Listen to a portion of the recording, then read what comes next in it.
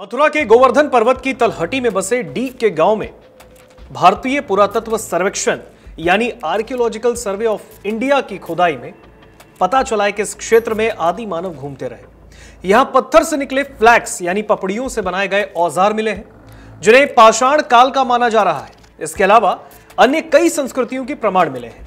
1.5 साल तक खुदाई के बाद अब यह साइट बंद करते हुए इसमें मिट्टी भर दी गई। सभी सैंपल कार्बन डेंटिंग के लिए भेज दिए गए ताकि सटीक निष्कर्ष पर पहुंचा जा सके। 1.5 साल पहले बहज के गांव के टीले पर खुदाई शुरू हुई थी। इस टीले को पुरातत्वविद गोवर्धन का ही हिस्सा मानते हैं। जैसे जैसे खुदाई आगे बढ़ती गई, पुरातत्वविदों की आंखें चमकती गई। यहां लगभग 4800 साल पुरानी गणेश्वर सभ्यता के बर्तन मिले हैं, तो साथ ही लगभग 3000 साल पुरानी शिव पार्वती की प्रतिमा मिली और ऐसे प्रमाण मिले जिन्हें महाभारत काल से जोड़ा जा रहा है। हालांकि एएसआई इस काल की पुष्टि नहीं करता।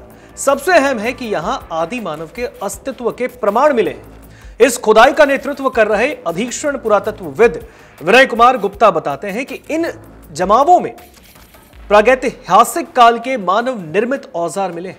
हालांकि उनकी बसावट का निश्चित प्रमाण नहीं मिला, लेकिन औजार इस क्षेत्र में उनके अस्तित्व को बताते हैं।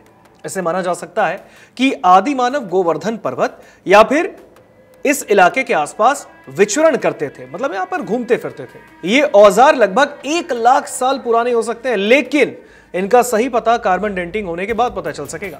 हालांकि यह भी दिख रहा है कि ये स्थानीय स्तर पर ही बनाए गए औजार हैं। औजार बनाने की तकनीक उनके पास कहां से आई, यह अध्ययन के बाद स्पष्ट हो सकेगा। इस खुदाई में एक लुप्त नदी का चैनल मिला है, जो बेहद अहम माना जा रहा है। इसे सरस्वती की लुप्त धारा भी माना जा रहा है, लेकिन पुरातत्वविद इस पर फिलहाल मुहर नहीं लगा रहे, कुछ भी कहने से इनकार कर रहे हैं। उनका कहना है कि सबसे पहले यह पता चले कि वास्तव में यह कब सूखी, क्योंकि जिस नदी को सरस्वती कहा गया है वह हड़प्पा काल तक थी, और इस नदी का बहाव किस तरफ है यह जानना भी बेहद अहम है। हालांकि एक बड़ा प्रमाण यह है कि बहज के नजदीक यमुना और कुछ दूर पर गंगा नदी दोनों ही है, जिनमें आगे जाकर सरस्वती का संगम माना गया है। ऐसे में कहीं पाई गई इस नदी की धारा सरस्वती या उसकी सहायक नदी भी हो सकती है। शुंगकालीन अश्विनी कुमारों की मूर्ति फलक, मौर्यकालीन मातृ देवी प्रतिमा का सिर, धातु के औजार, सिक्के, यज्ञ कुंड, केन से तेल निकाले वाले बर्तन, हाथियों पर सवार देवताओं के चित्रों वाली मिट्टी की मोहरें, चित्रित ग्रे वेयर संस्कृति के दुर्लभ टेराकोटा पाइप। खुदाई में ये प्रमाण मिले हैं कि इस क्षेत्र में शिव पार्वती की पूजा होती रही है। टेराकोटा पर उत्कीर्ण त्रिशूल और उस पर बंधा डमरू बेहद दुर्लभ है। अभी तक जो प्रमाण मिले हैं उनमें डमरू का मिलना बहुत महत्वपूर्ण है। इन्हें लगभग 200 ईसा पूर्व का माना जा रहा है। यहां खरोष्टी लिपि में लिखे संदेश भी प्राप्त हुए।